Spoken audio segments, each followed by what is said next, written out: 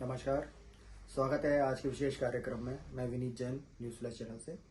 आज हमारे साथ बातचीत में हम करेंगे बजट के ऊपर बातचीत सीए राहुल जैन जी से। नमस्कार राहुल जी। नमस्ते राहुल जी, हम आपसे ये जानना चाहेंगे कि अभी जो कल बजट आया है, इस बजट में जो टैक्स स्लैब है, इनकम टैक्स स्लैब, जिससे कि सबसे ज़्यादा फर्क पड़ता है लोगों को, उसको बात थोड़ा समझाइए कि उसमें क्या है इस बार। ये आगे जाने से पहले आगे मैं थोड़ा पिछले साल लेके चलता हूँ। पिछले साल अपने दो रिजाइम हुआ करते थे, ओल्ड रिजाइम और न्यू रिजाइम। ओल्ड रिजाइम में क्या हुआ करता था कि डिडक्शंस वगैरह अपने को अलाउ हुआ करते थे, और न्यू रिजाइम में टैक्स स्लैब तो कम हुआ करती है लेकिन डिडक्शन अपने को कुछ भी अवेलेबल नहीं था। इस साल आते ही इन्होंने ओल्ड और न्यू रिजाइम को तो कर दिया खत्म, अब मर्ज करके एक ही रिजाइम कर दिया, वो है न्यू रिजाइम के नाम से कर दिया।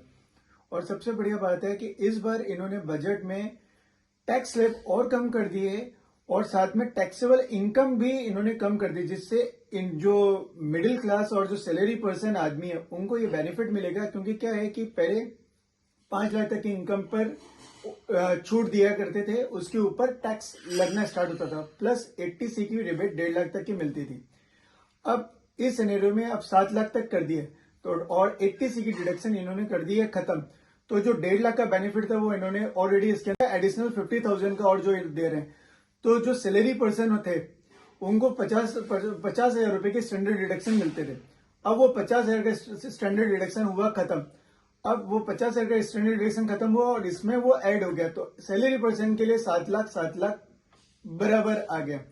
अब वो स्टैंडर्ड डिडक्शन अब ये दे रहे हैं 15,50,000 के ऊपर की जिसकी सैलरी इनकम है उसको 52,500 का स्टैंडर्ड डिडक्शन देंगे। तो वो एक जो normal middle class salary person वाले है उसके लिए वो कोई बेनिफिशियल नहीं है।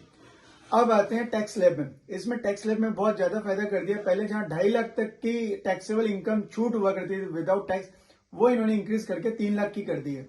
3 लाख तक आपको कोई टैक्स नहीं देना पड़ेगा अगर आपकी कोई इनकम 3 लाख तक की आती है। तो अगर 3 लाख से 6 लाख तक की इनकम आती है आपकी तो उस पर सिर्फ 5% का टैक्स है, और 6 से 9% की अगर आती है तो उस पर 10% का है, और 9 से 12 जाते हैं तो 15 है, 12 से 15 20 है, और 15 से ऊपर 30% का टैक्स स्लैब बनाया हुआ है।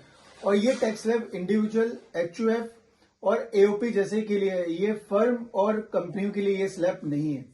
अच्छा, उनके लिए क्या है? उनके उनके लिए जो नॉर्मल जो पुराने स्लैब चली रहे हैं वो ही है, जो 30 फर्म के लिए 30% है और कंपनी के लिए 25%, प्लस 12 कैटेगरी अलग अलग है, 22, 15, 18, वो अलग अलग कैटेगरी के लिए अलग अलग है कंपनी के अंदर। अच्छा, उसमें कोई बदलाव नहीं है? उसमें कोई बदलाव नहीं हुआ है।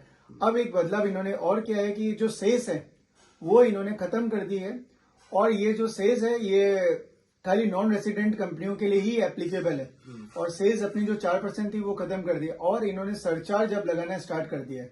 अच्छा, 50 लाख की जो टैक्सेबल इनकम जिसकी ज्यादा है, 50 लाख है, उसके ऊपर ये सरचार्ज लगाएंगे।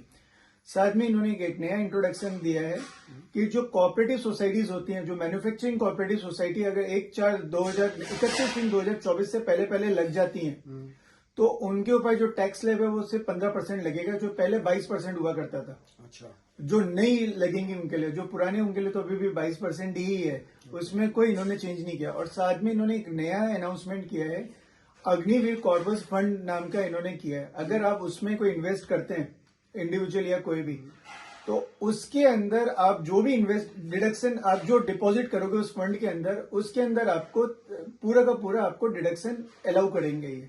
अच्छा, वो अलग होगा इनकम टैक्स में? वो इनकम टैक्स में अलग, मैंने 7 लाख के बाद एडिशनल आपको डिडक्शन चाहिए तो वो एक नया उन्होंने इंट्रोडक्शन दिया, 80C खत्म करके 80CC G या H इन नाम से इन्होंने अग्निवीर कॉर्पस फंड का वो किया हुआ है इन्होंने, जिसके अंदर आप जितना भी आप डिपॉजिट करोगे वो पूरा का पूरा आपको डिडक्शन मिल जाएगा। उसमें एक टाइम फ्रेम है, 4 साल तक आपको लॉकिंग पीरियड रहना पड़ेगा, और उसमें इंटरेस्ट इनकम आपको गवर्नमेंट देगी, वो भी अभी नोटिफाइड नहीं। तो ये कहानी बनी गई कि अग्निवीर का कैसे वो होने वाला है।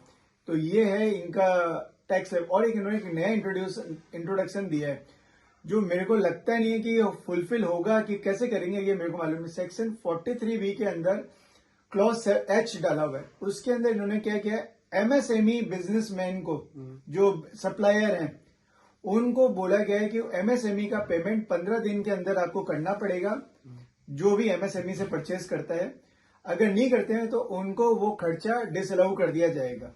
ये किसको, गवर्नमेंट एंटरप्राइज? नहीं, कोई भी इंटरप्राइज एमएसएमई सेक्टर से, एमएसएमई कंपनी से परचेज करती है और 15 दिन के अंदर अगर रिपेमेंट नहीं करेंगे तो वो जो उन्होंने जो खर्चा जो उन्होंने दिखाया वो उनका डिसअलाउड हो जाएगा। अच्छा, ये इन्होंने एक प्रोविजन लाया और मैक्सिमम 45 दिन तक जा सकते हैं अगर कोई एग्रीमेंट बनाते हैं तो एमएसएमई यूनिट के साथ।